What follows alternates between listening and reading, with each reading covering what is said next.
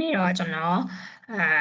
တင်တဲ့သားတွေလည်းအမေးများရယ်ပေါ့နော်ပြီးတော့ဒီတချို့ page မှာမေးရတဲ့သူတွေလည်းရှိရယ်ဒီ data analyst career ကိုကျွန်တော်တို့ဘယ်လိုမျိုးစပြီးတော့ဝင်လာလဲပေါ့ပြီးတော့ရင်နောက်တစ်ခုကကျတော့ဒီ data analyst ဘယ်လိုစဖြစ်လာလဲဒီအကြောင်းလေးကို sharing လုပ်ပေးမှာပေါ့နော်ခုနေ့ကျွန်တော်အာ3နာရီတွေ့ရမယ် session တစ်ခုကလည်းပြတ်သွားတယ်ပြီးတော့ ဒီလောက်ရမယ် offensive project တစ်ခုကကြတော့လေ data တွေက available မဖြစ်သေးဘူးဆိုတော့ကျွန်တော်အခုအနေအားရပေါ့နော်အားနေတော့ကျွန်တော်တခါမှလည်းမလုပ်ဘူးသေးဘူးပြီးတော့ဒီတင်နန်းသားတွေကိုဆိုရင်လည်းတင်နန်းချိန်တွေကြောင့်မလို့တခြားလည်းပြော့မပြပြဖို့ပေါ့နော်အဲတော့ဒီ data analyst career ကိုဘယ်လိုစပြီးတော့ဝင်လာလဲဆိုတဲ့ဟာကိုဗီဒီယိုလေးနဲ့ sharing လုပ်ပေးပါမယ်ဗျအဲတော့ဆက်လိုက်ကြအောင်ပေါ့နော်အဲ့တော့ကျွန်တော်အရင်ဆုံးကျွန်တော်ရဲ့ career ကကြတော့ဘယ်လိုမျိုးဖြစ်သွားလဲဆိုတော့ပထမဆုံးကျွန်တော်လုပ်ခဲ့တာကကြတော့ developer နဲ့ဝင်တာပေါ့အဲ့တော့ဒီ data analysis ကိုကျွန်တော်တို့ကဒီinformation system analysis ဆိုတဲ့သဘောမျိုးနဲ့အဲ့လို quality တွေ quantity တွေကိုဘယ်လို analysis လုပ်တယ်ပြီးရင်နောက်တစ်ခုကကျတော့လို့ customer behavior တွေပေါ်မှာ analysis ပြန်လုပ်ပြီးတော့ကျွန်တော်တို့ရဲ့ app တွေကိုပို့ပြီးကောင်းအောင်ဘယ်လိုလုပ်လဲအဲ့ဒီဘိုင်းလေးတွေနည်းနည်းလေးတော့ကျွန်တော်တို့ apply လုပ်ဖြစ်တယ်ပေါ့ developer ဘက်မှာကြတော့ဒါပေမဲ့ဒီ analyst ဘက်မှာanalyst လောက်ကြီးတော့ကျွန်တော်တို့လုပ်နေရမှာမဟုတ်ဘူး developer ဆိုတော့ကျွန်တော်တို့ code ရေးတယ်ပြီးရင် web developer ဆိုတော့ကျွန်တော်တို့ website develop လုပ်တယ်ပေါ့နော်အဲ့ဒီဘိုင်းနေကျွန်တော်တို့သွားပြတာဒီနေ့ကျတော့ကျွန်တော်တို့ဒီ uni တစ်ခုအတွက်ကို project တစ်ခုလုပ်ပြရတယ်အဲ့ project မှာကျတော့ဒီဘယ်လိုပြောရမလဲဆိုရင် dashboard ဆောက်ပြရတယ်ပေါ့ဗျာ။အခန်းကဒီចောင်းသားရေးရဘက်ကနေပြီးတော့သူတို့ဒီ financial ဘိုင်းတွေဘယ်လောက်ရှိတယ်ပြီးသွားရင်ကိုတက်နေရဲ့ចောင်းသားတွေပြီးသွားရင် drop rate တွေဘယ်လောက်ရှိလဲပြီးရင်နောက်တစ်ခုကျွန်တော်တို့ចောင်းဆက်မတက်တော့တဲ့နှုန်းတွေဒီဟာတွေကိုကြည့်ကျင်တဲ့ dashboard ဆောက်ပြရတယ်ပေါ့နော်အဲ့ဒီမှာကျွန်တော်ရဲ့ဒီ data analysis ကိုစပြီးတော့စိတ်ဝင်စားတဲ့အစလို့ပြောလို့ရတယ်ပေါ့အဲ့တော့ကိုယ့်အကြောင်းကိုပြောရရင်နည်းနည်းတော့တစ်မျိုးရွယ်ဗျအဲ့တော့ဒီအာအဲ့မှာကျွန်တော်တို့ဒီကျောင်းသားရေးရာ project ကိုစပြီးတော့ကြည့်လိုက်တဲ့အချိန်မှာဆိုလို့ရှိရင်ခုနပြန်ပြီးတော့ပြောရမယ်ဆိုရင်အဲ့ဟာတွေပါတယ်ပါတော့ကျွန်တော်တို့အဲဟို develop လုပ်နေတာပဲမဟုတ်ဘူး develop လုပ်ပြီးသွားရင်အဲ့မှာ data တွေကဝင်လာမှာဒီ system ဝင်လာပြီးသွားလို့ရှိရင်အဲ့ဒီ data တွေကိုပြန်ကြည့်ရတယ်ပြန်ကြည့်ပြီးတော့ကျွန်တော်တို့ဒီ performance evaluate လုပ်တဲ့အပိုင်းတွေဒါတွေတော့ဒါကကျွန်တော်တို့မိုက်တယ်လို့ထင်တယ်ပေါ့ဒီ developer ဘက်မှာကျတော့ဘယ်လိုဖြစ်လဲဆိုရင်မကြိုက်တဲ့တစ်ခုကကျတော့အဲ့လိုကျွန်တော်တို့ဒီအချိန်အချိန်ရမ်းပေးရတယ်ပြီးသွားရင်နောက်တစ်ခုကကျတော့ဒီ app တွေပါတွေစပြီးတော့ကျွန်တော်တို့ရေးပြီးဆိုလို့ရှိရင်လေ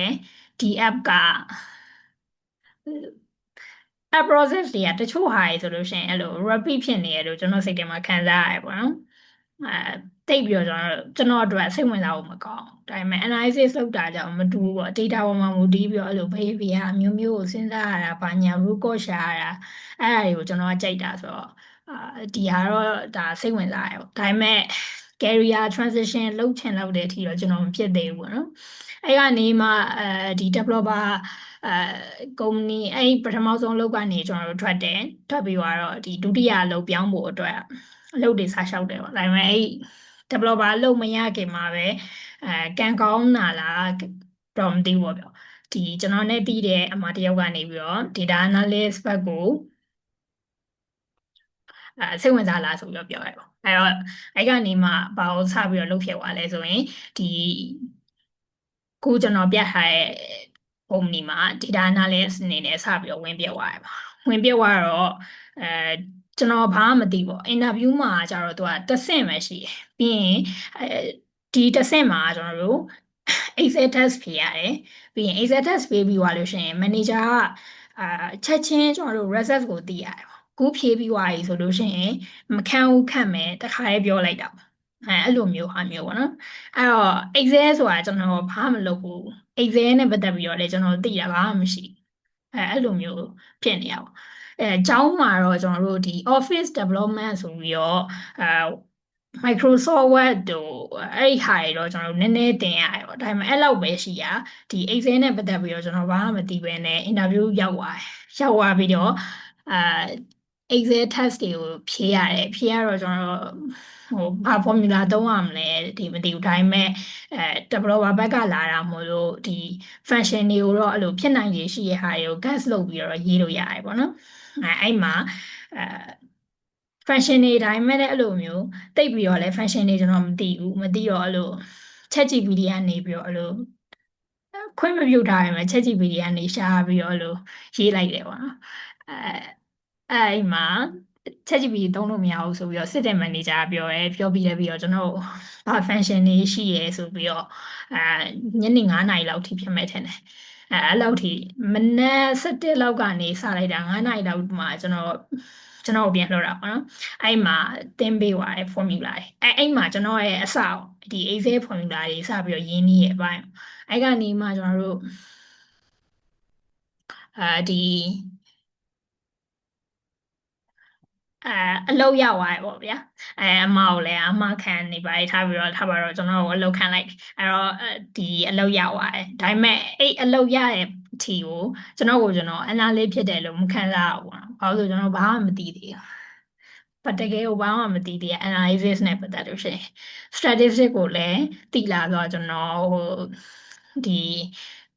aggregate function တို့လိုမျိုးလောက်တော့ကျွန်တော်သိရပါဗျာဒါပေမဲ့ဒီ statistic နဲ့ပတ်သက်ပြီးတော့အဲ့လိုဒီ description မှာဆိုလို့ရှိရင်ဘာရှိရယ်ပြီးရင်အဲ့လို analysis pressure တွေကဘာတွေလဲ business acumen တွေဘာမှမသိဘူးပေါ့နော်ဘာမှမသိဘဲနဲ့အလုပ်ရသွားတယ်အလုပ်ရသွားတော့ကျွန်တော်တို့ဒီ function တွေစပြီးတော့ရေးရတယ် function တွေစရေးတော့ဖြစ်ချင်တော့အဲ့ company ကကြတော့ကျွန်တော်တို့ဘယ်လိုဖြစ်တယ်ဆိုတော့ကျွန်တော်တို့အထဲမှာဖုန်းသုံးဝင်မရှိဘူးပြီးတော့လို့ AI နေတဲ့ပေးပြီးတော့မသုံးဘူးတော်တော် strict ဖြစ်တဲ့environment ပေါ့နော်အဲ့တော့ကျွန်တော်တို့မှာအားကိုးလို့ရတာကြတော့ဒီ senior တွေရှိမယ်ပြီးွားရင်နောက်ဒီ Excel formula တွေစုထားတဲ့ချိရှိတွေဖြစ်မယ်ပေါ့အဲ့ဒီဟာတွေရှိမယ်ပေါ့နော်အဲ့တော့ဒီ Excel ချိရှိတွေနဲ့ပတ်သက်ပြီးတော့ဒီကံကောင်းကျင်တော့ကျွန်တော်တို့ဘာဖြစ်သွားလဲဆိုတော့ဒီကျွန်တော်အလုပ်လုပ်ရတဲ့အချိန်မှာဆိုရင်တူတူလုပ်ရတဲ့သူတွေထဲမှာ statistic ကိုအဲ့လို deeply အများကြီးတည်အခုချိန်ထိတည်းအဲ့လိုကျွန်တော်တက်စားလို့ရှိရင်ကျွန်တော်တကယ်ချင်းကပို့ပြီးတော့တည်မယ်လို့ထင်တယ်အဲ့တော့ဒီ statistic ကိုအဲ့လို deeply တည်ရဲ့လူတွေပါတယ်ပြီးတော့လို့ machine learning specialization တွေလုပ်နေရဲ့အကိုတွေရှိရပေါ့နော်အဲ့တော့သူတို့တွေဆိုလို့ရှိရင်လည်းအတိုင်းပဲဒီအလုပ်လုပ်နေတဲ့တချို့အချိန်တွေမှာအဲ့လိုအားတာတို့အဲ့လိုမျိုးဆိုလို့ရှိရင် statistics နဲ့ပတ်သက်တဲ့ knowledge sharing တွေလုပ်ပေးတာတို့ machine learning နဲ့အကြောင်းတွေပြောတာတို့အဲ့လိုမျိုးဟာတွေတော့ time နားထောင်ပြီးတော့အဲ့လို absorb လုပ်နေရဲ့အဆင့်ပေါ့နော်ဒါပေမဲ့ပြီးတော့ဒီ formula တွေလုပ်တယ်အဲ့မှာကျွန်တော်တို့ဘာကောင်းကောင်းသိသွားလဲဆိုရင် data cleaning ပိုင်းတွေသိသွားတယ်ပြီးသွားရင်ကျွန်တော်တို့ဒီ PI data တွေနဲ့ပတ်သက်ပြီးတော့အဓိကဒီ extraction လုပ်တဲ့နေရာမှာဆိုလို့ရှိရင် Excel ထဲမှာရှိတဲ့ big data တွေကိုကျွန်တော်တို့အဓိက extract လုပ်မလဲဒီဘိုင်းတွေကိုကျွန်တော်တခြားလေးနားလည်သွားတယ်ပေါ့အဲ့တော့ဒီအောင်နားလည်သွားပြီးရဲ့အချိန်မှာပါတစ်ခုတွေးမိတာလဲဆိုတော့ကျွန်တော်လုပ်ချင်တာကြတော့ analysis project တစ်ခုကိုကုမ္ပဏီမှာနောက်ပိုင်းကျလို့ရှိရင်ကျွန်တော်ရဲ့ကိုကကြတော့လို့ကုမ္ပဏီမှာလုပ်တာတဲ့ဆိုင်ကိုယ့်အကိုကျွန်တော်တို့ individual နဲ့လုပ်ချင်တာပေါ့နော်အဲ့ဒါကြတော့ကျွန်တော်ရဲ့လုပ်ချင်တဲ့ပုံစံကိုကုမ္ပဏီမှာထက်ဆိုင်အဲ့တော့ဒီမှာကျတော့ကျွန်တော်တို့ကအဓိကလုပ်ရတာ data extraction လို့ပြောရမှာပေါ့နော် data တွေ extract လုပ်တယ် data cleaning လုပ်တယ်ဒီဘိုင်းကိုကျွန်တော်တို့အဓိကလုပ်ရတာဆိုတော့ analysis project ရဲ့ဒီ step တွေအကုန်လုံးကိုလုပ်မနေရအောင်အဲ့တော့ analysis project ရဲ့ step တွေအကုန်လုံးကိုကျွန်တော်လုပ်ဖို့ဆိုလို့ရှိရင်ကျွန်တော်ဒီရထွက်မှာရအောင်အဲ့တော့ဒီဒီမှာလဲကျွန်တော်တို့နောက်ထပ်တစ်ဆင့်နေရှိသေးရပေါ့ဗျာအဲ့တော့ထားပါတော့နောက်တစ်ဆင့်ကိုတိုးပေးမယ်ပါညာမန်နေဂျာကတော့ပြောပေးမယ်အဲ့လို9လလောက်ပဲရှိသေးရပေါ့နော်အဲ့တော့ကျွန်တော်တို့ဒီအချိန်9လလောက်ပြီးရဲ့အချိန်မှာပဲဒါကတော့တကယ်ကိုဖြစ်ချင်တဲ့လမ်းကြောင်းမဟုတ်ဘူးဒီမှာ2နှစ်3နှစ်ဆက်လုပ်မယ်ဆိုလို့ရှိရင်ရောငါဖြစ်ချင်တဲ့ဟာကိုဖြစ်မှာလားဘာမျိုးပြန်ပြီး evaluate လုပ်ပြတယ်အဲ့တော့မဖြစ်နိုင်ဘူးပေါ့နော်မဖြစ်နိုင်တော့ကျွန်တော်ဒီကနေပြီးတော့9လပဲရှိသေးတယ်ထွက်ခဲ့ပေါ့ထွက်ခဲ့ပြီးတော့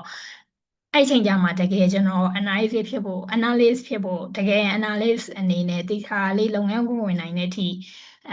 confidence ရှိဖို့အတွက်စပြီးရုံးရတဲ့ state ပေါ့နော် အဲ့ဒီအချိန်ကကျွန်တော်တို့ဒါ data analyst career ကိုစပြီးတော့ transition လုပ်မယ်တကယ်သိရတယ်ငါဒါနဲ့ပဲလုပ်တော့မယ်ဆိုပြီးတော့ဆုံးဖြတ်လိုက်တဲ့အချိန်ပေါ့အဲ့ဒီအချိန်မှာစပြီးတော့ကျွန်တော်တို့ဒီ data analyst အတွက်ဆိုလို့ရှိရင်ဘာ skill အဓိကလိုမလဲအဲ့ဒီဟာကိုပြန်ပြီးတော့ကြည့်ရတယ်အဲ့ဒီကကျွန်တော်တို့ပထမဆုံးအနေနဲ့ဘာလုပ်လဲဆိုတော့ဒီ analytic group ထဲမှာရှိရဲ့ page တွေက sharing လုပ်ပေးရတယ်အဲ့ဒီအတွက်လည်းကျွန်တော်ကျေးဇူးတင်တယ်ပေါ့နော်သူတို့ကြောင့်မဟုတ်လို့ရှိရင်လည်းဒီဘာတွေလေ့လာရမလဲဆိုတာကျွန်တော်သိမှာမဟုတ်ဘူးပြီးတော့နောက်တစ်ခုကကျတော့တချို့ webinar တွေလုပ်ပေးတဲ့ဟာတွေ free webinar တွေသွားတက်တယ်သွားတက်ပြီးတော့အဲ့လိုဘာစကေးအဓိကလိုလဲအဲ့ဒီဟာတွေပြန်ကြည့်ရပေါ့နော်ပြီးတော့ YouTube ကနေပြီးတော့ကျွန်တော်တို့ဘာကြီးကြည့်လဲဆိုလို့ရှိရင်မိုချမ်းတို့တခြားဟာတွေလည်းကျွန်တော်ကြည့်ပြတယ်ပေါ့အဲ့တော့တစ်ခုကြံခဲ့ရကြတော့ဒီရှေ့ဘက်မှာအလုံးမထွက်ခင်တည်းက၄လမြောက်လောက်မှာကျွန်တော်စပြီးတော့ကိုယ့်ကိုယ်တည်လာပြီကိုယ့်ကိုယ်တည်လာပြီဆိုတာဒီမှာလုံနေတော့ကျွန်တော်ဖြစ်ချင်တဲ့ဟာကိုဖြစ်မှာမဟုတ်ဘူးကျွန်တော်အဆအဆုံးကိုလုပ်ချင်တဲ့လူအဲ့တော့အဲငါအဲ့ဒါဆိုလို့ရှိရင်ဒီ data နဲ့ပတ်သက်တဲ့ဟာကိုသေချာသိဖို့ဆိုရင် scale တွေလေ့လာဖို့လိုတယ်အဲ့ဒီဟာကိုသိလာတော့အဲ့ Facebook group နဲ့ပတ်သက်တဲ့ခုန process တွေကိုအဲ့လေးလာနေငါလာကြမှာကျွန်တော်လေ့လာခဲ့အဲ့တော့တခြားတွေးကြည့်မယ်ဆိုရင်ကျွန်တော် Excel တွေ data cleaning တွေကိုရင်းနှီးခဲ့တာကြတော့9လလောက်ရှိရောအချိန်အားဖြင့်ဆိုရင်အဲ့ချိန်ဒီတော့ကျွန်တော်ဘာမှမသိသေးဘူးပေါ့နော်ပြီးတော့ကျွန်တော်အဲ့လိုအများကြီးပဲတော်တဲ့လူတွေနဲ့ကျွန်တော်တွေ့ခွင့်ရတယ်အတူတူလုပ်ခွင့်ရတယ်အဲ့ဒီဟာနေပြီးတော့ကျွန်တော်စကေးတွေတည်လာတယ်အဲ့ဒါကျွန်တော်တို့ကောင်းတဲ့အချက်လို့ပြောအောင်ပေါ့အဲ့ကနေမှကျွန်တော်နောက်ထပ်ဘာကိုပြန်လုပ်လဲဆိုတော့ဒီအာဟိုက်ပြီးတော့ကျွန်တော်တို့ဘာလုပ်လဲဆိုလို့ရှိရင်DTN ကနေပြီးတော့ထွက်ပြီးတော့ကျွန်တော်တို့ဘာပြန်လုပ်လဲဆိုတော့ခုနအဲ့ scale တွေကိုကျွန်တော်လေ့လာတယ် scale တွေကိုလေ့လာပြီးတော့ဒီ scale တွေကိုကျွန်တော်ဘယ်လိုလေ့လာလဲဆိုပထမဆုံးအနေနဲ့ကျွန်တော်တို့တက်ခဲ့တဲ့သင်တန်းတစ်ခုတော့ရှိရပါတော့အဲ့ဒီသင်တန်းကနေပြီးတော့ကျွန်တော်တို့ဘာတွေသိခဲ့လဲဆိုတော့ SQL နဲ့ပတ်သက်တာ SQL နဲ့ဆိုရင် CTE တွေရေးရတယ်ဘာတွေရကြတော့အဲ့ဒီသင်တန်းမှာကျွန်တော်စပြီးတော့သိလာတာပေါ့ရှေ့ပိုင်းမှာတော့ကျွန်တော် CTE တွေနဲ့ပတ်သက်တဲ့ဟာမျိုးတွေကျွန်တော်မသိခဲ့သေးဘူးပေါ့နော်သင်တန်းတက်ခဲ့တဲ့အကြောင်းရင်းကတော့အဲ့လိုမျိုးဒီ analysis ကိုလေ့လာချင်တာတဲ့ကျွန်တော်တို့ networking ရဖို့ရည်ရွယ်ချက်ကပြီးရင်လုပ်ငန်းဝင်လုပ်နေတဲ့သူဆိုတော့ကျွန်တော်တို့ဘယ်လိုပြောရမလဲ3နှစ်ရှိရဲ့ experience ရှိရဲ့သူစီမှာတက်လို့ရှင်ဗျာကျွန်တော်0 experience နဲ့3နှစ်ရှိပြီးသားလူရဲ့တည်တာတွေကိုရမယ်အဲ့လိုမျိုးတွေးပြီးတော့ကျွန်တော်တက်ခဲ့ရပါတော့အဲ့တော့ဒီသင်တန်းတက်တယ်ပြီးတော့သင်တန်းတက်ပေမဲ့အဲ့လို surface နဲ့ပို့ပြီးတော့လေ့လာရများရပေါ့အဲ့တော့သင်တန်းမှာတော့ရက်တိုင်းတော့မသွားပြစ်ခဲ့ဘူးပေါ့နော်ရှေ့ပိုင်းမှာ CDE နဲ့ဒေတာတဲ့နေရာတွေမှာတော့ကျွန်တော်တို့တက်ဖြစ်ခဲ့ရင်ပဲတခြားချိန်တွေမှာတော့ set study တွေလုပ်တာများတယ် set study တွေဘယ်လိုလုပ်လဲဆိုရင်ပထမဆုံးတစ်ဆင့်အနေနဲ့ကျွန်တော်Excel ကိုစပြီးတော့ပြန်ပြီးတော့ဒေတာနားလည်အောင်လုပ်တယ်ပေါ့ Excel မှာကျွန်တော်တို့ data cleaning ပဲလုပ်ခဲ့ရတာ data analysis လုပ်တဲ့ဟာတွေ dashboard ဆောက်တဲ့ဟာတွေ statistics တွေကျွန်တော်ဘာမှမသိသေးဘူးအဲ့တော့ကျွန်တော်မသိသေးတဲ့အတွက်ကျွန်တော်ဘာလုပ်လဲဆိုလို့ရှိရင် Excel နဲ့ပထမဆုံးအကြိမ်ကျွန်တော်ဒီ analysis project လေးတစ်ခုစလုပ်လိုက်တယ်ဒီအားကြတော့ဗာလဲဆို Netflix နဲ့ပတ်သက်ပြီးတော့ကျွန်တော် analysis လုပ်ထားတဲ့ဟာပေါ့Netflix နဲ့ပတ်သက်တဲ့ analysis လုပ်တဲ့ဟာလေးပေါ့နော်ဒီကောင်လေးအဲ့တော့ဒီ Netflix နဲ့ပတ်သက်တဲ့ analysis ကိုကျွန်တော် Excel နဲ့ project လုပ်တယ်ဒီမှာအဲ့လိုမျိုးချက်တွေဆောက်ရမယ်ပြီးတော့ interactive ဖြစ်ချင်တယ်ပြီးရင်အဲ့လိုတက်တေးတက်တက်နဲ့လှလှပပ dashboard လေးတစ်ခုရချင်တယ် KPI ကတ်တွေပါရမယ်တခြား dashboard မှာပါတဲ့ format တွေကိုပြန် study လုပ်ပြီးတော့သွားထားတာဒါပေမဲ့ဒီမှာဘာဖြစ်လဲဆိုတော့ဒီ dashboard တွေဆောက်တဲ့အချိန်မှာအဲ့လို Netflix ကို stakeholder ဘယ်သူလဲဘယ်သူ့ကိုသုံးစေချင်လို့ဆောက်တာလဲကျွန်တော်သေချာမသိဘူးပြီးရင်နောက်တစ်ချက်ကကြတော့ကျွန်တော်ဘာရှိလဲဆိုရင်ဒီကနေထွက်လာတဲ့ insight တွေကဘယ်သူပဲဖြစ်မလားမဖြစ်လားကျွန်တော်မသိဘူးပေါ့နော်နောက်တစ်ခုကကြတော့အဲ့လိုမျိုးဒီ category တွေခွဲရလားမသိဘူးအဲ့မှာ gender လား category လားကျွန်တော်မမှတ်မိတော့ဘူးเนาะအဲ့ဒီအပိုင်းတွေကိုအဲ့လို formula တွေနဲ့လုံးဝအဲ့လိုမျိုးရေးကြရဗျတကယ်တော့ PowerPoint မှာ ambivert လိုမျိုး click တစ်ချက်နှိပ်တာနဲ့ရတာကိုကျွန်တော်မသိတော့ formula တွေနဲ့ကျွန်တော်အကုန်လုံးရှောက်ရေးလိုက်တယ်အဲ့လိုဒီ project ဆိုလို့ရှိရင်ဟာကျွန်တော်ရဲ့ beginner ဆက်ဆောင်ဆုံး project ပေါ့နော်အဲ့လို stupid တွေအများကြီးပဲရှောက်လုပ်ခဲ့အောင်ထားပါတော့ကျွန်တော်တို့ဒီ Excel project လုပ်တယ် အဲ့တော့ကျွန်တော်အနည်းဆုံးတစ်နေ့ကိုဘယ်လောက်စတာကြီးလုပ်တယ်ဆိုရင်အဲမနက်9နာရီလောက်ကအလုပ်ကလည်းထွက်ထားဆိုတော့ကျွန်တော်မှတခြားလုပ်ဆရာမရှိဘူးပေါ့နော်အဲ့တော့ကျွန်တော်မနက်9နာရီလောက်ကနေပြီးတော့ညနေ9နာရီလောက်ထိလုပ်ဖြစ်တယ်ပြီးရင်တော့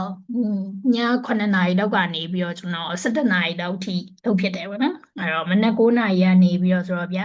7နာရီဒီကို3နာရီပြီးရင်နောက်ထမင်းစားရဲ့ချိန်ညာရဲဆိုတော့အနည်းဆုံးကျွန်တော်1နာရီလောက်တော့နားဖြစ်တယ်ပေါ့အဲ့တော့1နာရီကနေပြန်စားမှဆို4နာရီ4နာရီ3နာရီဆို9နာရီနောက်ညဘက်ကျွန်တော်တို့7 လောက်ထိသွားတာဆိုတော့9နာရီတောက်ကပြန်စားရဲဆို4နာရီလောက်ပေါ့အဲ့တော့အကုန်လုံး9နာရီလောက်ရှိဖြစ်တယ်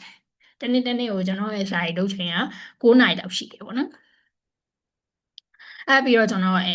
ဒီဒုတိယ project အနေနဲ့ဘယ်ရောက်သွားရလဲဆိုတော့ဟာ Excel မှာ project တစ်ခုလုပ်ပြီးသွားပြီဆိုတော့ Excel ရပြီပေါ့ရပြီဆိုတော့ကျွန်တော်နောက်ထပ်ဘယ်ကိုဆက်သွားလဲဆိုတော့ Power BI ကိုဆက်သွားတယ် Power BI ကိုလည်းကျွန်တော်မှတ်မိသလောက်ဆိုရင် Analyst Analyst က Power BI tutorial လေးရှိရဗျအဲ့ tutorial တစ်ခုကိုကျွန်တော်တေချာကြည့်လိုက်တယ်ပေါ့နော်ကြည့်ပြီးတော့ဖတ်ပြန်လုပ်တယ်ဆိုရင် project လုပ်တယ်ကျွန်တော်ရဲ့စာရီပုံစံနဲ့တခြားသူတွေရဲ့စာရီပုံစံနဲ့ကွဲချင်ကွဲမယ်ပေါ့နော်လူတွေကလည်းအမျိုးမျိုးဆိုတော့ကျွန်တော်ကဘယ်လိုလုပ်ရတာဘိုးကြိုက်တယ်ဆိုရင် project base နဲ့တည်တာအဲ့ဒါဘိုးကြိုက်တယ်အဲ့လိုမျိုးတစ်ခါ project လုပ်ပလိုက်တယ်လုပ်ပြီးတော့အဲ့ project မှာခက်တာတွေကိုပြန်လိုက်ရှာပြီးတော့အဲ့လိုမှတ်ပြီးတော့ပြန်ပြီးတော့ဒီ apply လုပ်တယ်အဲ့လိုပုံစံနဲ့ကျွန်တော်ကစာလေးလာတာကြိုက်တယ်ပေါ့နော်လက်တွေ့လုပ်ပြီးတော့မှမြင်တာတဲ့လူမျိုးဒီတိုင်းစာရေးတွေပဲဆိုရင်ကျွန်တော်ပြင်းသွားပြီးတော့အဲ့လိုဆက်မလုပ်ချင်တော့အဲ့ဒီအတွက်ကြောင့်မလို့ကျွန်တော်ရဲ့ပို့ပြီးတော့ prefer ဖြစ်တဲ့ပုံစံနဲ့ပဲဒီ Power BI project ကိုလုပ်လိုက်တယ်ဒီအားကြတော့ဗာလဲဆိုရင် TikTok popular sound analysis ရှေ့မှာလဲ Netflix ကဟာလုပ်တယ်ဒုတိယတစ်ခုကကျတော့ TikTok popular sound analysis ဆိုပြီးတော့ TikTok မှာ popular ဖြစ်နေတဲ့ sound တွေဘာလို့ popular ဖြစ်လဲဆိုတဲ့ဟာကိုကြည့်ရတယ်ပေါ့နော်မနိုင်ပြောရင်ဒီဟာတွေထည့်တုံးကဆိုဘာလို့ထည့်ကြမှန်းတော့ကျွန်တော်မသိဘူးပေါ့နော်အဲ့တော့ဒီမှာလည်းထိုနည်း၎င်းပဲကျွန်တော်ဒီထီကိုအလိုဘယ်လိုမျိုး evaluate လုပ်ပြီးတော့ဘယ်လိုတွေစဉ်းစားပြီးတော့လုပ်တယ်ဆိုတာမျိုး thinking တွေကျွန်တော်မှမရှိသေးဘူးပေါ့ဒီ project တွေအထိတော့ကလှုပ်ချင်လို့လှုပ်ထားတာပေါ့နော်ခုချိန်ပြန်ကြည့်လို့ရှိရင်ကျွန်တော်ပြင်ကျင်တာတွေအများကြီးပဲပေါ့ဒီမှာဆိုရင်အဲဒီချက်တွေအကုန်လုံးပြည့်ထည့်နေကြအောင်ဖြစ်နေရပေါ့နော်ဒါကျွန်တော်ရဲ့ second project ပေါ့ Power BI ပြီးတဲ့အချိန်မှာကျွန်တော်ဘာတွေထပ်လုပ်လဲဆိုတော့ဒါကကြတော့ကျွန်တော်အလုပ်ရှောက်နေတဲ့အချိန်မှာFood Panda ကနေပြီးတော့ကျွန်တော်တို့ internship role ပြန်ရတယ် data analyst ကနေ internship ကိုပြန်ဆင်းရတာပေါ့နော်ဘာလို့ဆို data analyst experience လည်း9လပဲရှိတယ်အဲ့9လမှာလည်း data cleaning ပဲလုပ်ရတာအဲ့လိုဆိုတော့ကျွန်တော်ပြန်ဆင်းမှရအောင်ပြန်ဆင်းပြီးတော့ internship role ကိုရှောက်လိုက်တယ်ရှောက်လိုက်တဲ့အချိန်မှာအဲ့လိုကျွန်တော်တောင်းတဲ့လစာကြတော့ဒီသူတို့ပေးနိုင်တဲ့ rate ထဲမှာမပါတော့အဲ့မှာတွေကတော့အစပြီးတော့ဟိုဖြစ်တာပေါ့ထားပါတော့ဒီအဲ့ဒါပေမဲ့ကျွန်တော်ကို technical assessment တစ်ခုပေးလိုက်တယ်ပေါ့နော်ဘာတွေစစ်ခဲ့လဲဆိုရင် Excel formula စစ်တယ်မှတ်မိတော့ VLOOKUP တွေ XLOOKUP တွေကျွန်တော်တို့ရေးခိုင်းတာဗျာပြီးတော့နောက်တစ်ခုကကျတော့ဗာလဲဆိုလို့ရှိရင် SQL query နဲ့ရေးခိုင်းတဲ့ဟာပါတယ်ပြီးတော့နောက်ဆုံးကျွန်တော်တို့ဒီ dashboard ထုတ်ခိုင်းတယ်ပေါ့အဲ့တော့ကျွန်တော် dashboard ကကြတော့အဲ့လို limitation မရှိနေတော့ကျွန်တော်မလုပ်လိုက်လဲဆိုတော့တငယ်ချင်းတွေကိုပဲ Facebook မှာရှိတဲ့တငယ်ချင်းတွေကိုပဲကျွန်တော် survey ကောက်လိုက်တယ် Food Panda နဲ့မှာတာမျိုးရှိရင်ပေါ့အဲ့ပုံမှာမူတည်ပြီးသူတို့ရလာတဲ့ survey ကိုမှသူသတ်မှတ်ထားတဲ့ logger studio နဲ့ကျွန်တော်dashboard လေးတစ်ခုစောက်ပေးလိုက်တယ်ပေါ့နော်ဒါပေမဲ့အဲ့မှာကျွန်တော်အရွေးမခံပါဘူးအငင်းခံရတယ်ပေါ့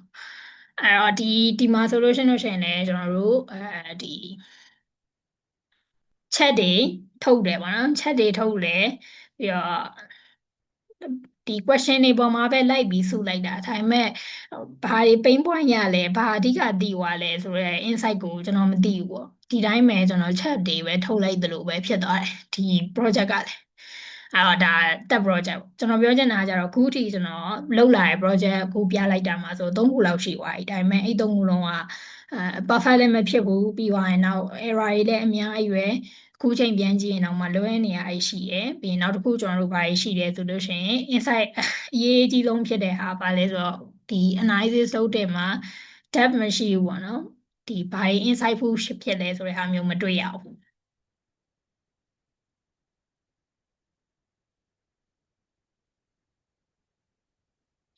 ဒါပြီးသွားတဲ့အချိန်မှာကျွန်တော်နောက်ထပ်ဘာလုပ်ဖြစ်သွားလဲဆိုရင် adventure web ကိုသွားတွေ့တော့ adventure web ကကြတော့သူကဒီလောက်ရမယ်အပိုင်းတွေလည်းများတယ်ပြီးသွားလို့ရှိရင်ကျွန်တော်တို့ data ကလည်းတော်တော်လေးစုံတယ်ပေါ့နော်အဲ့တော့ဒီ company data တွေနဲ့လည်းနှီးစပ်တယ်ဆိုတော့ကျွန်တော်ဒီ adventure web ကိုပဲယူပြီးတော့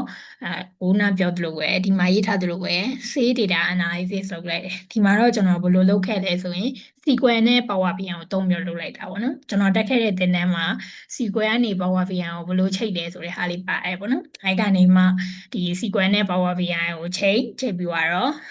ဒီ SQL ဘက်မှာ query တွေရေးတယ်နောက်ပြီးတော့တချို့ဟာတွေကိုကြတော့ကျွန်တော် view တွေပြန်ဆောက်တယ်ဆောက်ပြီးတော့အဲ့ထဲမှာလိုအပ်တဲ့အပိုင်းတွေကိုဒီဘက်မှာယူတယ်ပေါ့နော်ယူပြီးတော့ကျွန်တော်ဗာပြန်လုပ်လိုက်လဲဆိုတော့ Power BI မှာ dashboard ဆောက်လိုက်ဟာဒီမှာတော့ကျွန်တော်ထင်တယ်ရှေ့ရ project တွေတက်စားလို့ရှိရင်တော့နည်းနည်းဒီ DI ထဲမှာလို့ insight ဖို့ဖြစ်ဖို့အတွက်ဘာတွေချိန်ပြီးတော့စဉ်းစားရမလဲဒီပိုင်းလေးတွေတော့ကျွန်တော်နည်းနည်းတော့သိလာပြီပေါ့နော်အများကြီးတော့မသိသေးဘူးအဲပြီးတော့ကျွန်တော်နောက်ထပ်ဘာလုပ်လိုက်လဲဆိုရင် Onis ကလုပ်တဲ့ပြိုင်ပွဲကိုဝင်ပြိုင်တယ်ပေါ့ဒါ .1000 YouTuber analysis ပေါ့ဒီပိုင်းကိုဝင်ပြိုင်လိုက်တယ်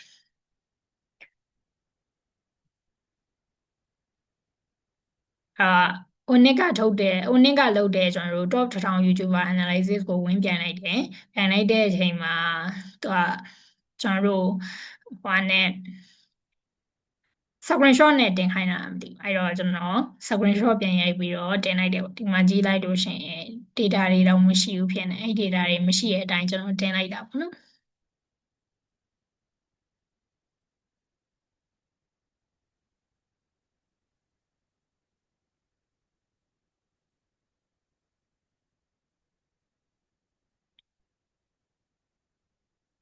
ပြီးတော့ကျွန်တော်နောက်ထပ်တစ်ခုအနေနဲ့ကဘာလုပ်လဲဆိုတော့ Python သုံးပြီးတော့ Power BI နဲ့ SQL လဲ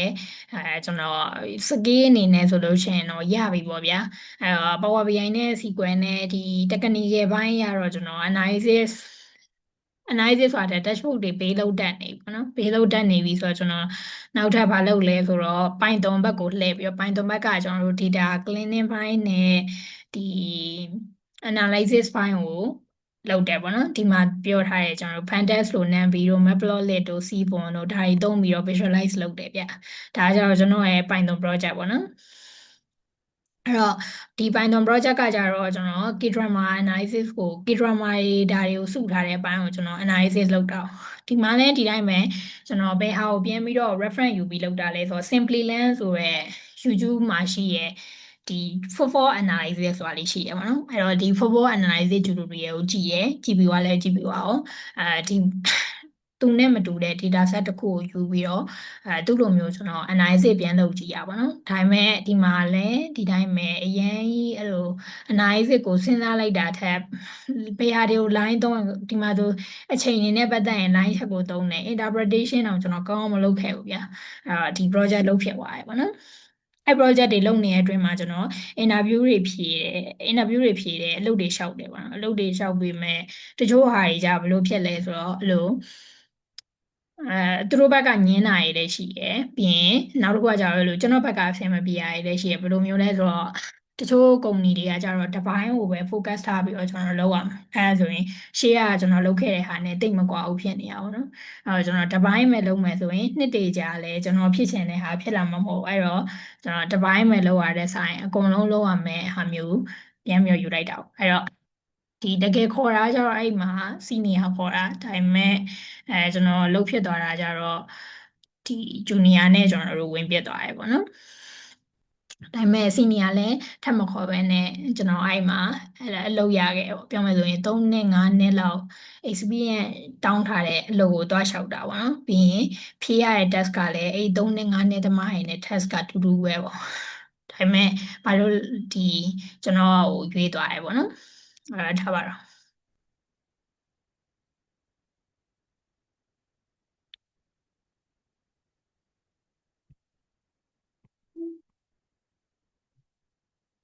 အဲ့တော့ကျွန်တော်ဒီမှာပြောချင်တာကကြတော့ဗာလဲဆိုလို့ရှိရင်ကျွန်တော်တို့ဒီ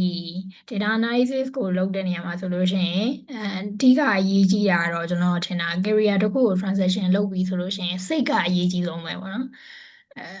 ကျွန်တော်လိုမျိုးဆိုလို့ရှိရင်ဘယ်လိုလဲဆိုရင်လုံးဝအဲ့လိုမျိုးမဖြစ်တော့တဲ့အခြေအနေတခုမရောက်သေးဘူးကျွန်တော် capacity ကိုအကုန်လုံးကိုမထုတ်တဲ့လူမျိုးတွေမှာပါတယ်အဲ့မှာလည်းဒီတိုင်းပဲကျွန်တော်ရှေ့ရအလုပ်ကအဆင်ပြေနေတာနဲ့ထွက်လိုက်တာဆိုတော့ဒီပြောမယ်ဆိုလို့ရှိရင်ကျွန်တော်အိမ်ကလူတွေနဲ့လည်းအဲ့လိုမျိုးနားလည်မှုလွဲတဲ့ကိစ္စအရှိရအဲ့တော့ထားပါတော့အဲ့မှာအဲ့ကနေမှကျွန်တော်တို့ဘာဖြစ်သွားလဲဆိုတော့ဒီလောက်ရရင်မဖြစ်ဒီလောက်မရရင်မဖြစ်တော့ဘူးဆိုတဲ့အခြေအနေတွေဖြစ်သွား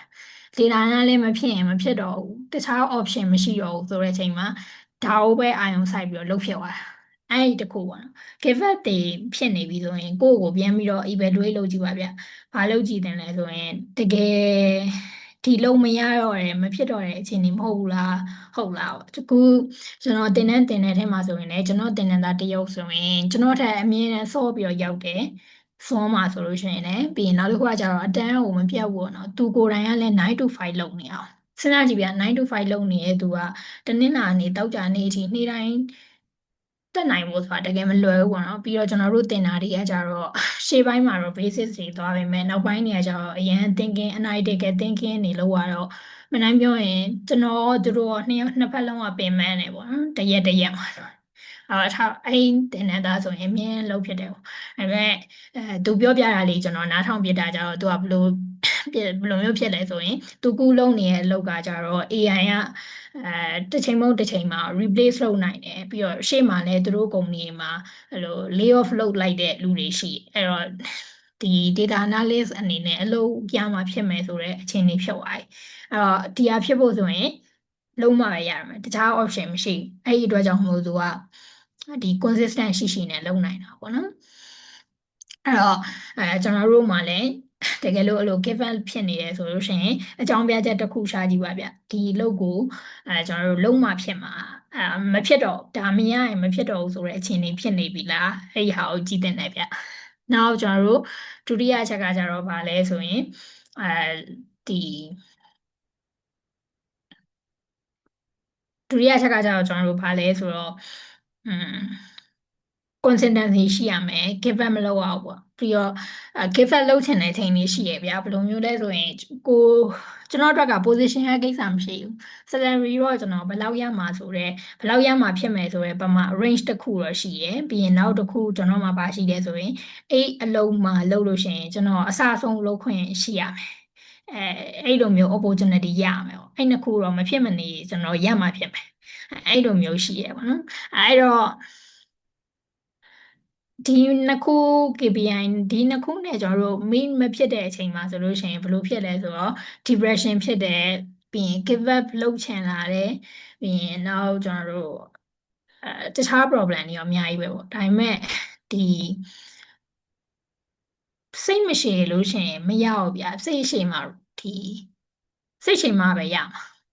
ကျွန်တော်တို့ဘာဖြစ်မှရမလဲဆိုစိတ်ရှိရှိနဲ့ကျွန်တော်တို့စောင့်ဖို့လိုတယ်ပေါ့နော်စောင့်နေကြတယ်ဒီတိုင်းထိုင်းစောင့်နေလို့တော့ဘယ်သူမှပေးမှာမဟုတ်ဘူးအဲ့တော့ကျွန်တော်တို့ဒီခုနကကျွန်တော်လုပ်ခဲ့ရရေးဆိုရင်လေ့ကျင့်မှာလို့လုပ်တယ်ပြီးရင်နောက်တစ်ခုကျွန်တော်ဘာလုပ်သေးလဲဆိုဒုတိယအလုပ်ကျွန်တော်ဘယ်လိုရသွားလဲပေါ့ဒုတိယအလုပ်ရသွားတဲ့အကြောင်းရင်းကကျွန်တော်လုပ်ချင်တဲ့ကုမ္ပဏီတွေကိုကျွန်တော် list လုပ်ထားတယ်ပြီးရင်အဲ့ကုမ္ပဏီမှာရှိတဲ့လူတွေကိုကျွန်တော်အပ်ထားတယ်ပေါ့အဲ့လိုမျိုး connect တွေလုပ်ထားတယ် connect တွေလုပ်ပြီးတော့မှဒီဖြစ်ချင်တော့ကျွန်တော်manager manager ရဲ့ post တွေမှာဆိုလို့ရှိရင်လည်း active ဖြစ်နဲ့ engage သွားလုပ်တယ်အဲ့အချိန်မှာကျွန်တော်လှုပ်ရှားနေပါလေဆိုပြီးတော့စာကြီးပေးလိုက် post တင်လိုက်တဲ့အချိန်မှာ manager ကနေပြီးတော့သူ့စီမှာလို့ဒီ position တစ်ခုရှိရဲရှောက်မလားဆိုပြီးတော့အဲ့ဒီလိုမျိုးနဲ့ကျွန်တော်ရခဲ့ရပါတော့။ဘာလို့ဆိုကျွန်တော်ထပ်ပြီးတော့စစ်စရာမလိုဘူးလေကျွန်တော်ပထမဆုံးနေကဒီအလုပ်ကိုကျွန်တော်တကယ်လုပ်ချင်တယ်ဆိုတော့ကုမ္ပဏီကိုပဲကျွန်တော် list လုပ်ထားပြီးတော့ active ဖြစ်နေရဆိုတော့အဲ့ဒါခုနေ့အထိကျွန်တော်အတွက်အသုံးဝင်နေလို့ပြောလို့ရတယ်ပေါ့နော်တချို့ဟာတွေဆိုလို့ရှိရင်လည်းကျွန်တော်အဲ့လို active ဖြစ်နေမှာအဲ opportunity တွေပေးတာတော့အဲ့လိုမျိုးတွေကြုံရတယ်ပေါ့အဲ့တော့ဒီကိုဖြစ်ချင်တဲ့ကိုတကယ်လုပ်ချင်တဲ့ကုမ္ပဏီကို list လုပ်ထားပါပြီးရင်ကျွန်တော်တို့သူတို့နဲ့ engage ဖြစ်အောင်လို့ကြိုးစားပါပြီးရင်သူတို့မျက်လုံးရှိမှာသူတို့ရဲ့မျက်စိရှိမှာကိုယ်တိုင်ကလည်းတကယ် consistency ရှိနဲ့ကြိုးစားချောင်းပြပါ အဲ့ဒီဟာတွေကလုံးဝအဲ့လိုအရေးကြီးတဲ့ factor တွေလို့ကျွန်တော်မြင်တယ်ပေါ့နော်ကျွန်တော်တို့ကလည်းအဲ့လိုနဲ့ပဲဒီအလုပ်ကိုစပြီးရခဲ့တာပေါ့အဲ့တော့ထားပါတော့ကျွန်တော်နောက်ထပ်လုပ်ဖြစ်ခဲ့တဲ့အလုပ်တွေတော့မပြောတော့ဘူးပေါ့နော်အဲ့တော့ဒါဒီစမှာဘယ်လိုမျိုးရခဲ့လဲဆိုတဲ့ဟာကိုပြောပြတာပါအော်ဒါကမြန်မာမှာပဲရှိသေးရတော့မှအဲ့လိုအဲခတ်တောင်တကယ်တော့ကျွန်တော်အင်တာဗျူးဖြေခဲ့တဲ့အချိန်မှာမြန်မာပဲတော့မဟုတ်ဘူးပေါ့ဒီကျွန်တော်တို့နဲ့နီးတဲ့အိမ်နီးချင်းနိုင်ငံတွေရဲ့အင်တာဗျူးတွေလည်းကျွန်တော်ဖြေခဲ့တယ်ပြီးတော့တချို့ဟာတွေက pass ဖြစ်တယ် pass ဖြစ်ပေမဲ့အဲ့လိုမျိုးဒီတချို့ situation တွေကြောင့်မလုပ်ဖြစ်ဘူးပေါ့နော်တချို့ဟာတွေကလည်းကျွန်တော်ခုနပြောသလိုပဲတစ်ပိုင်းပဲလောက်အောင်မမို့လို့အဲ့လိုမျိုး situation တွေကြောင့်မလုပ်အောင်အဲ့တော့ပြန်ပြီးချုံးလိုက်မယ်ဆိုရင်ကျွန်တော်ရဲ့အချိန်ကဘယ်လောက်ထိကြာလဲဆိုတစ်နေ့ကို8နာရီပေးလိုက်တဲ့အချိန်မှာဒီ Excel Power BI SQL ကျွန်တော် analysis လုပ်တတ်တယ်လို့မပြောဘူးเนาะကျွန်တော် dashboard ပဲစောက်တက်ခဲ့ရအဲ့လိုမျိုးစောက်ခဲ့တဲ့ဟာဘယ်လောက်ထိကြာသွားလဲဆိုတော့အချိန်အကုန်ပေါင်းမယ်ဆိုရင်8လလောက်ကြာသွားတယ်ပေါ့ဟို8ရကြတော့ဘာမှတော့မလုပ်ဘူးကျွန်တော်ကုမ္ပဏီမှာပဲ cleaning လုပ်ခိုင်းတဲ့ဟာတွေထိုင်းလုပ်တယ်အဲ့လိုပဲလုပ်ဖြစ်တာပြီးတော့ဒီ team member တွေကနေပြီးတော့ပြောတဲ့ဟာတွေကို absorb လုပ်တယ် statistic တွေ machine learning တွေဆိုတာဘယ်လိုမျိုး statistic မှာဆိုရင်လည်းဒီ hypothesis testing တွေ sampling လုပ်တဲ့အပိုင်းတွေအဲ့ဒီဟာတွေတကယ်ချင်းပြောတာတွေကိုနားထောင်တယ်ပေါ့နော်ပြီးတော့သူ့ကိုလည်းပြောထားတယ်အဲ့လိုမျိုးဒီ statistic နဲ့ပတ်သက်တဲ့ဟာတွေစိတ်ဝင်စားတယ်အကြောင်းမလို့ဒီ statistic အကြောင်းပြောပြပါဆိုပြီးတော့ပြောထားမျိုးရှိတယ်ပေါ့အဲ့ကနေမှအဲ့တော့ပြီးတော့ဒီမျက်စိရှိမှမြင်မြင်သမျှဖုန်းသုံးတဲ့အချိန်တိုင်းမှာဆိုရင် data ရေးပဲမြင်အောင်လုပ်ထားရပေါ့ဒီအကုန်လုံးကျွန်တော် unfollow လုပ်ပြတယ်လုပ်ပြပြီးတော့ဒီ data နဲ့ပတ်သက်တဲ့ sharing လုပ်တဲ့ page တွေ sharing လုပ်တဲ့ဟာတွေအဲ့ဒါတွေကိုပဲကျွန်တော်မျက်စိချိန်မှာထားထားလိုက်အဲဆိုဘာဖြစ်သွားလဲဆိုတော့အနည်းဆုံးတော့ကျွန်တော် data ဘိုင်းနဲ့ပတ်သက်ပြီးတော့ရင်းနှီးနေရလို့ခံစားရတယ်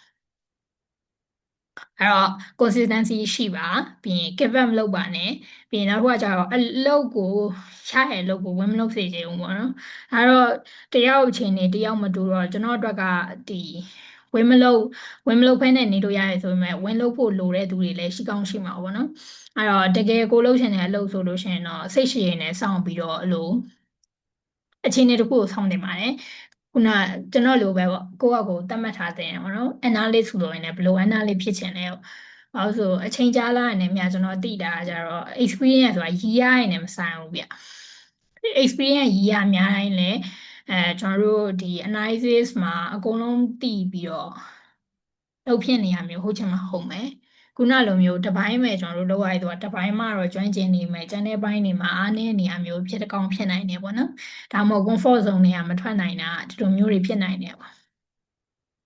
အဲ့တော့ဘယ်မှလည်းအမှန်ဘယ်မှလည်းအမှားတော့မရှိဘူးထင်တာပဲပေါ့ဟုတ်ပါဘူးကျွန်တော်အမှားပါသွားလို့ရှရင်လည်းခွင့်လို့ပါအဲ့တော့ဒီသုံးခုကိုကြည့်တင်တယ်ဗျ consistency ပြီးရင် scale ဖြစ်ရင်လည်းဆိုကျွန်တော်တို့ဘာတွေဖြည့်တင်လဲဆိုရင် Excel တို့ SQL တို့ Power BI တို့ဒါတွေဖြည့်တင်တယ်ပေါ့နော်အဲ့တော့ကျွန်တော်ရဲ့ဒီပထမဆုံးလုံးမှာသုံးခဲ့တာ Excel ဒုတိယလုံးမှာကျကျွန်တော်ဘာတွေသုံးရလဲဆိုရင်ပေါ့အစားပိုင်းမှာတော့ကျွန်တော်တို့ဘာတွေလုပ်ရလဲဆိုတော့အစားပိုင်းမှာကျွန်တော်တို့ဒီ Power BI project တွေတန်းပြီးတော့ဘယ်မကင်ပေးမကင်ပေါ့နော်ပထမဆုံးစလုပ်ရပါလဲဆိုရင်Excel နဲ့ data cleaning ဘိုင်းလေးတွေ data တွေစယူရတဲ့အပိုင်းတွေအဲ့ဒါတွေစလုပ်ရတယ်ပြီးတော့ဒီ project ထဲမှာမှအဲ့လိုအသစ်ထပ်ဖြည့်ချင်တာလေးတွေအဲ့ဒါလေးထပ်ဖြည့်ပေးရတယ်ပြီးရင်နောက်တစ်ခုကျွန်တော်တို့ရှိပြီးသား project တွေကိုအဲ့လို enhancement တွေဘာတွေလုပ်ရမလဲဆိုပြီးတော့ကျွန်တော်တို့ case study ပုံစံမျိုးလေးပေးတယ်တစ်ပတ်တစ်ပတ်ကိုအဲ့ဒါလေးလိုက်ကြည့်ရတယ်ပေါ့နော်အဲ့ဒါကျွန်တော်ဘယ်လောက်ထိလုပ်ရလဲဆိုအချိန်အပြင်2လကျော်လောက်တော့လုပ်ရမယ်တင်တယ်2လကျော်လောက်ကကြာကျွန်တော်အဲ့ပုံစံနဲ့ပဲသွားတာပေါ့နော်ကျွန်တော် project တစ်ခုအသစ်မလုပ်ရသေးဘူး3လမြောက်လောက်မှကျွန်တော်ဗာစလုပ်ရပြီတဲ့ဆိုတော့အဲ့လိုသူတို့ရဲ့ဒီ startup လို့ပဲပြောမှာပေါ့ခုမှစတဲ့ business ရှိရဗျာကုမ္ပဏီကဒါမှမဟုတ်ခုမှစတဲ့ project လို့ပြောအောင်တော့မသိအဲ့ဒီအတွက်ကိုခုမှစတဲ့ project ကိုကျွန်တော်ကို dashboard တစ်ခုစောက်ခိုင်းတယ်ပေါ့အဲ့ကနေမှနောက်အဲ့လိုတခြား project တွေကိုပြန်ပြီးတော့စောက်ပေးရတယ်အဲ့လိုမျိုးနဲ့ကျွန်တော်တို့ဘယ်လောက်ထိသွားရလဲဆိုတော့8လလောက်ပေါ့နော်ပြီးရင်နောက်ဘာရှိလဲဆိုရင်ဒီဟိုပါပေါ့ database access တွေရတယ်ပြီးသွားရင်ကျွန်တော်တို့ဒီ data warehouse တွေဘေးလုပ်တဲ့ Databricks ထဲမှာကျွန်တော်တို့ warehouse တွေစောက်တဲ့နေရာမှာဆိုရင် AWS ကနေ Databricks ကိုကျွန်တော်တို့ကုမ္ပဏီက switch လုပ်တာပေါ့အဲ့တော့ဒီမှာဆိုလို့ရှိရင်လည်းကျွန်တော်တို့ဘာ project တွေလုပ်မယ်ပြီးသွားရင်ဘယ်လိုမျိုး data တွေ set up လုပ်မလဲအဲ့ဒီအပိုင်းတွေနဲ့ပတ်သက်ပြီးတော့ကျွန်တော်လုပ်ရတယ်တကယ်တော့အဲ့ကုမ္ပဏီမှာကျွန်တော်အကုန်လုံးနှီးပါးကိုကျွန်တော်မန်နေဂျာပေးလုပ်တယ်ပေါ့နော်အဲ့ဒါတကယ်ကိုလုံးဝလို့ကျေးဇူးတင်ဖို့ကောင်းတယ်ဒီဂျူနီယာတယောက်ကိုအကုန်လုံးပေးလုပ်ဖို့တော့မလွယ်ဘူးထင်တယ်ပေါ့နော်အဲ့တော့ဒီ stakeholder တွေနဲ့တွေ့ရတဲ့အပိုင်းတွေရှိရယ် data cleaning data တွေမရလို့ယူရတဲ့အပိုင်းတွေစသဖြင့်ပေါ့နော်အဲ့တော့အဲ့ဒီဟာကြီးကျွန်တော်တို့မလုပ်ရအဲ့တော့ဒီမှာဆိုလို့ရှိရင်ကျွန်တော်အဓိကသုံးရတာ Excel ရှိမယ်Power BI Excel ကကြတော့ခုနကဒီပထမ2လလောက်ပဲကျွန်တော် Excel ကင်ရတာနောက်ပိုင်းနေရ Excel အလောက်ထိကျွန်တော်မကင်ရတော့ Power BI နဲ့ SQL ပဲများတယ်ပေါ့နော် SQL နဲ့အဲ့လို ad hoc report တွေထုတ်ခိုင်းတဲ့အချိန်ဆို ad hoc report တွေပေးရတယ်ပြီးသွားရင်ကျွန်တော်တို့ဒီ Power BI နဲ့လည်းအဲ့လိုမျိုး dashboard တွေပေးလုပ်ရတယ်ပေါ့နော်ပြီးရင်တချို့ဟာတွေကြတော့ PowerPoint နဲ့ပြန်ပြီးတော့ present လုပ်ရတာတွေလည်းရှိတယ်ပေါ့ဒီဟာတွေကိုကျွန်တော်တို့လုပ်ရပါတယ်